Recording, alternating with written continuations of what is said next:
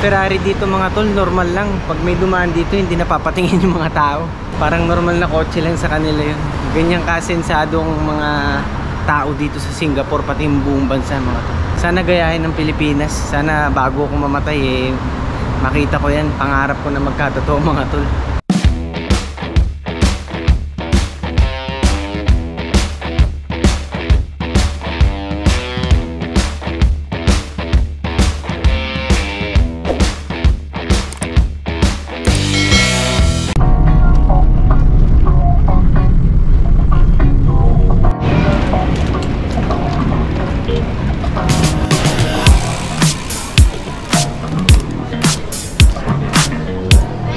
Mga tol, andito na tayo sa Changi Airport, Singapore.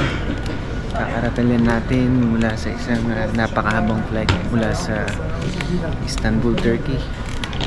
At ito, nasa arrival immigration hall na tayo.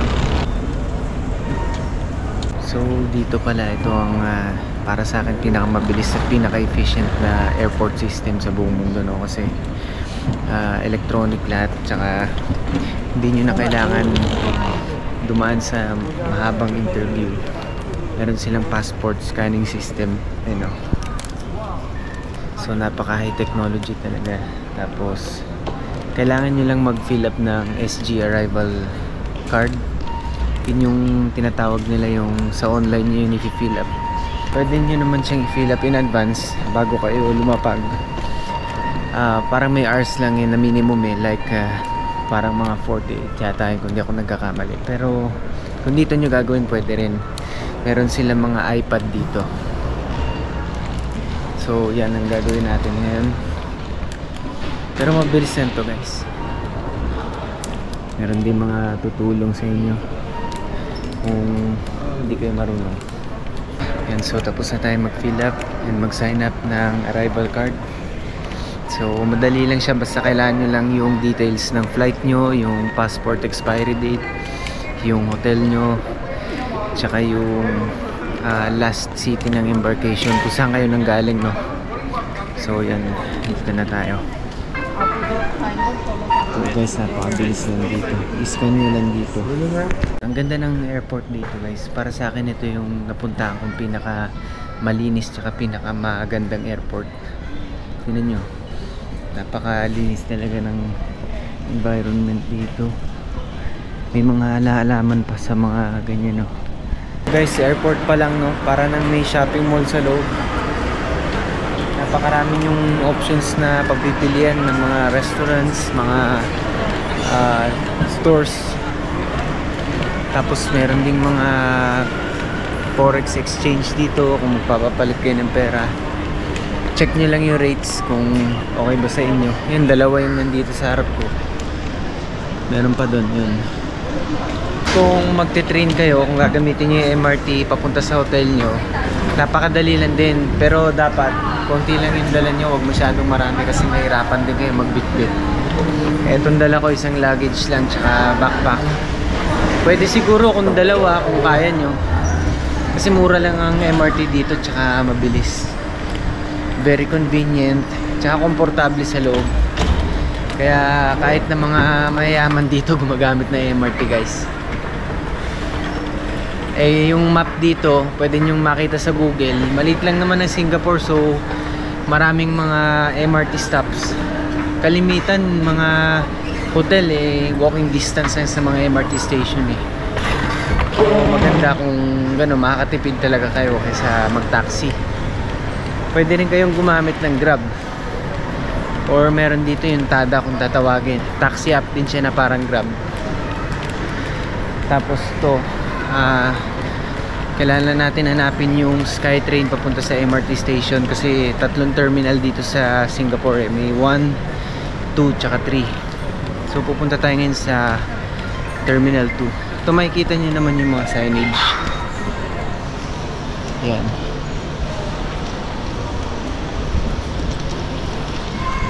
Usually dito sa Singapore Airport, dito sa Changi Airport, kahit na 1 hour lang before flight, siguradong makakabiyahe pa rin kayo.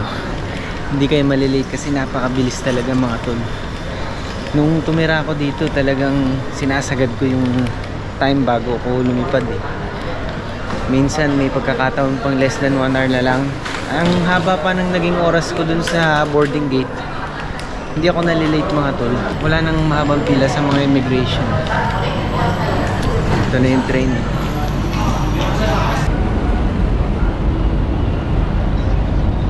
So ito guys, pakita ko lang sa inyo na connected yung MRT system mula dito sa airport.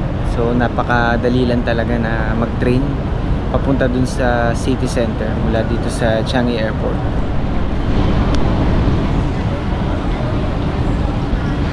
Good morning mga tol. So ito, second day natin dito sa Singapore. At ngayon pupunta tayo sa ilan sa mga pinupuntahan ng mga turista dito. Kahit ng mga local, yung mga sikat na puntahan, no? Isa na dun yung mga offer dito, yung kainan. So mamaya dadaling ko kayo dun para makita nyo rin. So ito yung MRT dito, ang linis guys. Itong bansang to dito ang pinakamalinis na MRT nakita ko. Tsaka pinaka-efficient, organisado, efficient talaga. Tingnan nyo yung paligid, diba? So ito, pasok tayo. Guys, ang ginamit natin is yung MRT card. Pwede kayong bumili nito sa mga MRT station. $10 siya, 10 Singapore dollars pagka bibili kayo. Tapos ang laman lang niya is $5. Parang ang bayad nung card is $5. Pero bank card pwede rin kahit international. Just make sure na naka-activate yung pag nasa ibang bansa kayo. So madali lang guys, pwede kayo talagang mag-commute lang dito kung nagtitipid kayo para hindi magastos sa taxi tsaka sa Grab. Ito meron naman mga map dito, hindi kayo maliligaw Yan o. Tingnan nyo lang kung saan kayo, kung anong line ng pupuntahan nyo. So ito, pagka pupunta kayo ng red line, sa-transfer kayo, check nyo lang dun sa buong system map ng Singapore MRT. Ito na yung train guys, tignan nyo.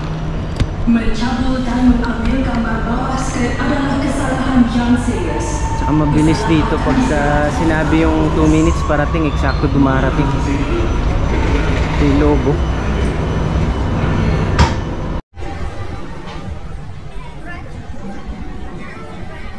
Imanan tayo dito sa Decathlon guys, bumili tayo ng payong. Ito mura lang to, 990 Singapore dollars, parang ganun. So mga 420 pesos sa atin. Ganda siya kasi UV umbrella to. So kahit mainit. Laki ng Decathlon dito guys.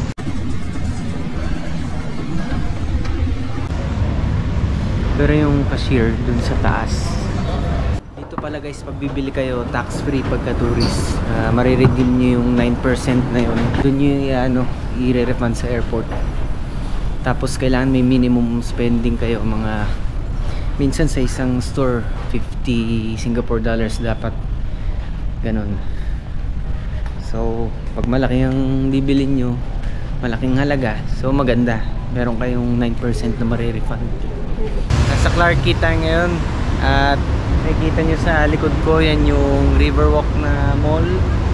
Tapos dito naman sa bandang kanan ko, pakita ko sa inyo, puntahan natin yung lumang police station dito sa Singapore. Sikat na sikat tong tourist spot, maraming mga nagpapapicture dito sa harap kasi historical tong place na to. Tsaka napakaganda ng itsura niya, makulay yung labas. Ayan, tinan nyo. Ayan, ang dami mga nagpapapicture. Eto yan o. Yan.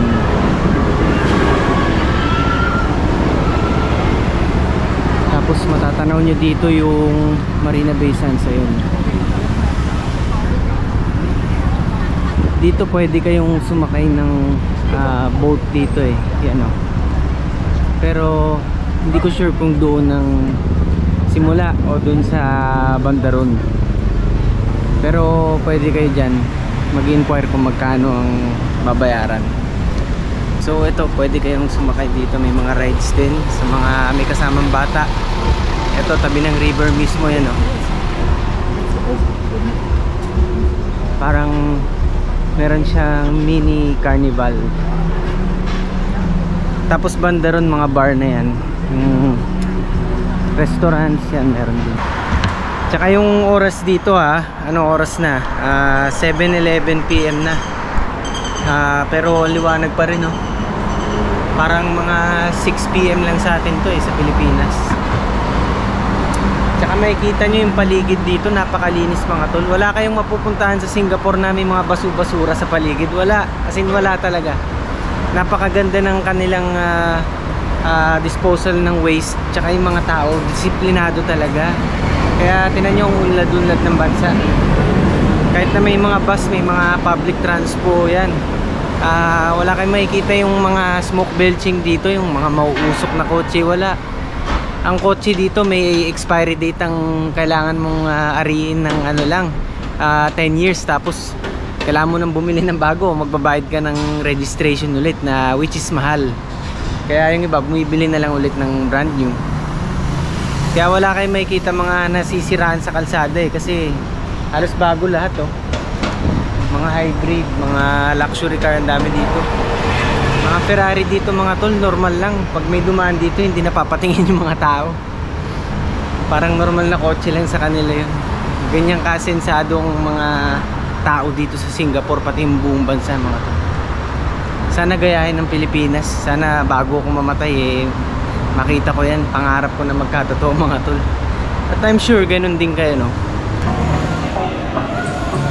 Ito guys, ang daming mga gitara dito. Ang daming yung pagpipilian. Mapa acoustic o electric o bass. Ito mga Taylor tong gaganda. May mga sale sila dito kung minsan. Electric, may mga Ibanez. Gaganda.